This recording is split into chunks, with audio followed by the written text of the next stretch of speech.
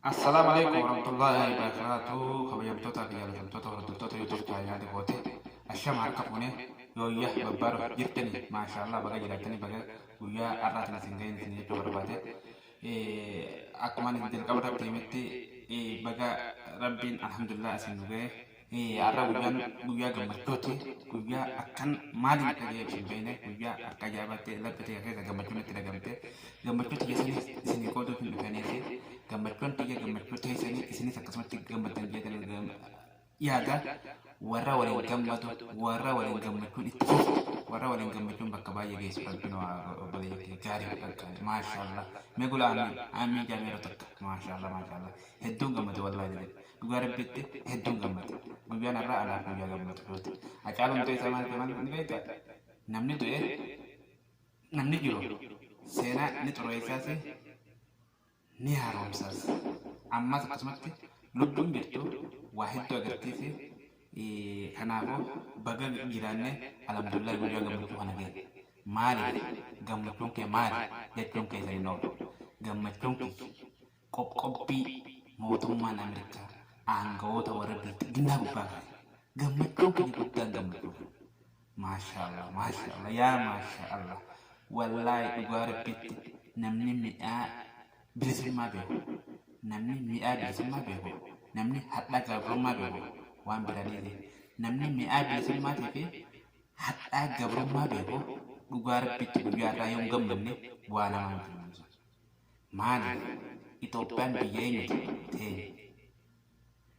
maaliif namni biyya isaa jirtu maaliif rakkoo biyya isaa irra dhuftetti gammada gaafii ta'uun oolu kunis deebiin qaba akka ajaa'ibaatti deebiin qaba.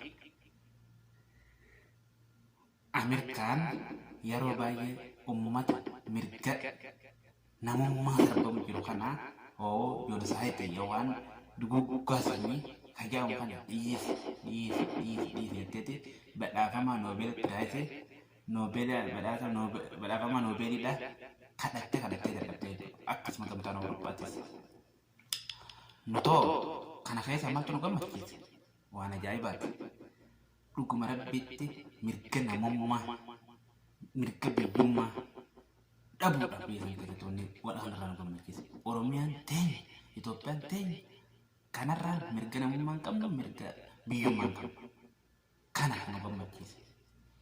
Osoo mirga namummaa qabaannee qaaliin gaariin kan jechi isa ibsu hin jirre kabajamaa fi jaalatamaan Jawaar Mohaammed qabsaa'aa mirga dhala namaa kan warruma okkotoo kanaa bisoomse. Arra waggaa tokko guyyaa 329 moo 30 fakkaata mana hidhaa keessa gidiraa mana hidhaa keessa namoonni beektan akkasa cinqataa mana hidhaa keessa jira jechuudha. Obboleessa keenya qaalii gaarii hoggantoonni keenya akka Baqqalaa Garbaa Safeddin Xaa ustaazii beekaman akka Hamzaa Booranaa qabsaa'aan amantii fi mirga namummaatii fi sababa isaatiif qabsaa'u Hamzaa Booranaa arra mana hidhaa keessatti akkasitti rakkachaa jira jechuudha. Warri biltiginnaa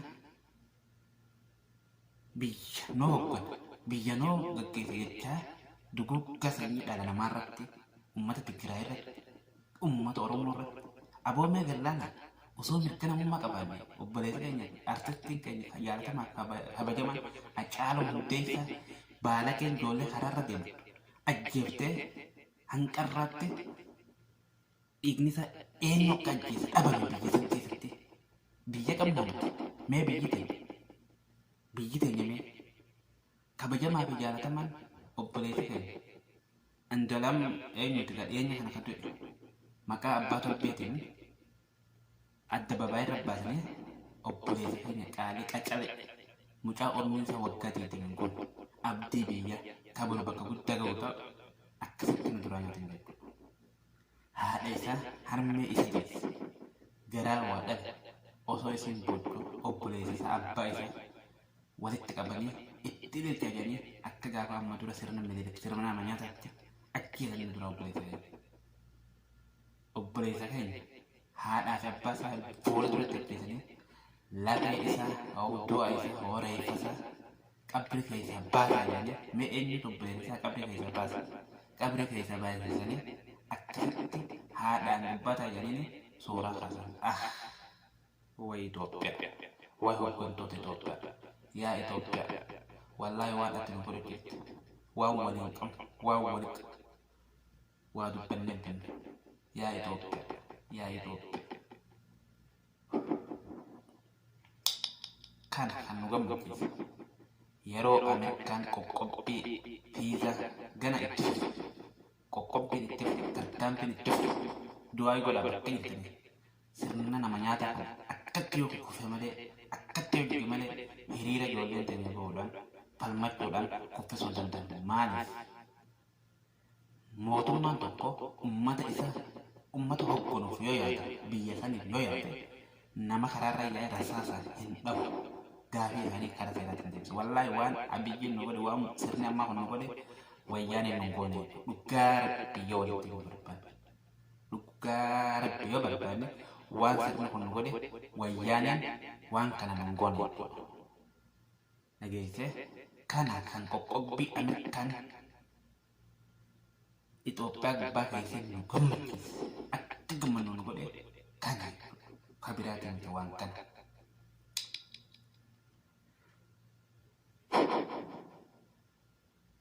Wallahi waan kun yoo itti yaatan namni dhugaan itti yaade hedduu waan namatti dhagamaati, waan sammuu namaa tuqaati, waan akka yaabaati.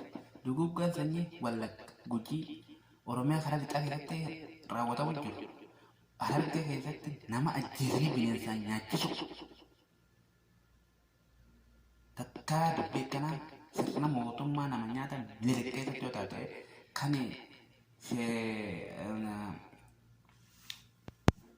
Abubakar Musa Maqdishootti ajjeesanii reeffa isaatiin akka awwaalan godhanii mootummaa dargaa keessatti fakkaata akka awwaalan godhanii bineensi karaa irratti nyaatee jechuudha. Sanatu sirna saniitu nutti deebi'u jedhu. Kanaatu qoqqobbii Ameerikaan Itoophiyaa gubbaa keessa na gammachiise. Itti fufuu qaba jabaatee itti fufuu qaba. Kun xiqqa ganaa ta'uu qaba, guddachuu qaba. Kana kan na gammachiise. Isinis namni dhugaan Oromummaan dhiiga isaa keessatti argamtu, namni dhugaan dhiiga isaa keessatti sabummaan argamtu, namni dhiiga Oromummaa qabu, namni mi'aa bilisummaa beeku, namni hadha gabrummaa beeku gammachuu qaba. Dhugumatti har'a namni hadhaa gabrummaa beeku ni gammada yeetii yaada malee itti gaddagee waan kana hin yaadu. Warra biyya biraarraa, Gondarirraa, biyya teenya keessatti, Oromiyaa keessatti galee afaan Oromoo baratee, aadaa Oromoo baratee, an Oromoo dhaqeen jiru malee namni dhugaan dhiiga Oromoo qabu ni gammada. Ni ittiin waan itti dhageettii isaa itti gammachuu isaa ibsu dhageettii yaada malee waan kana nama gaddisiitti jee hin yaadu. Laakiin garuu wanni nama kabachiisaa deebii Itoophiyaan deebiftee maal jenni beektaa? Kabajamaa fi jaalatamaan warra bilxiginnaadha. Obbo Dammaqaa Mokonnon itti aanaa muummicha ministeeraatii fi ministeera ajaa'aati. Faanaan har'a ni hayti gabaasa yeroo lama qopheessitee hayti. Sodaattee uumamaa qabatamu dhiisnu. Ministeera haajaa alaa waa beekachuudhaan janiitti taraa takka barreessanii maal jedhi beektaa Dammaqaa Mokonnon tarkaanfii Ameerikaan fudhatte sana ni balaaleffate jedha. Dammaqaa Mokonnon ni balaaleffata. Dammaqaa Mokonnon ni balaaleffata jechuudha. Inni kun hin dubbanne wayii tokkicha warra bilxiginnaa biyyiin hin dubbanne wayii inni qonna jira. Waa'ee qonnaa barreessu jira. Waa'ee kanaa quba qabu. Biyyi isin dakaloomi mataa isaatiin elti rakkatuun isan iddoo waan qabu gurra ta'e isa hin dubbanne irra waa'ee qonnaa malee waan biraan dubbanne irra inni waan kana quban qabu. Walleen dhageenya natti fakkaatti beektee Ameerikaa warra Amaaraatu barreessee fi ergatti erga beektee itti himamee keessatti akkasitti kabajamaa fi jaalatamaa warra bilxiginnaa akkam jenni beekta gaddatti dhagamee eega balaaleffate booda Ameerikaan tarkaanfii nurra fudhatte kana keessa deebitee ilaaluu baannaan Itoophiyaan tarkaanfii wal fakkaataa gochuuf qophiidha jedha. Mee dubbii warra bilxiginnaa harkatama wal qabdu laala. Itoophiyaanis tarkaanfii wal fakkaataa fudhachuuf qophiidha. Akkuma gaafa dhiyoo Tigraay waraana isaanii irratti waraana keenya irratti iizii kaabaa irratti tarkaanfii fudhannaan nutis tarkaanfii wal fakkaataa fudhachuuf qophiyyanii tarkaanfii irra fudhatan irratti arraas tarkaanfii wal fakkaataa Ameerikaa irra fudhachuudha qophii isaaniis. Ameerikaa irra wallee qophii ka'uu yaanu wallee tarkaanfii waraanaa irra fudhachuu yaanu wallaahi nan galma naa ajaa'ibsiiftu. Akkasitti warri bilxiginnaa irra kana barreessu jiran. Hootichi tokkichi warri bilxiginnaa hin dubbanne gana gabbataa. Dammaqa maqonnoon ammoo ministeera haajaa alaatii fi itti aanaa muummicha ministeera tarkaanfii wal fakkaataa nuti inni fudhanne jedhee akkasitti barreessaa olee taanaan gabaasanii banii ayi. Yoo jala deebitanii ilaaltan kan taatu taate. Wallaahi waan santu nama kolchiisaa. Har'a nama walumaa galatti dubbii kofla jechuudha. Waa'ee haala wobootii fi waa'ee Jawaar Mohammadii fi kana yeroo biraa itti waliin itti chaana har'a sagantaan keenya asumarratti dhaabaa yuutuubii keenya sabiskiraayib godhaadha. Namni viidiyoon kun bira keessee laayik illee godhaadha. Yoo isinitti tolchanii sheer godhaadha.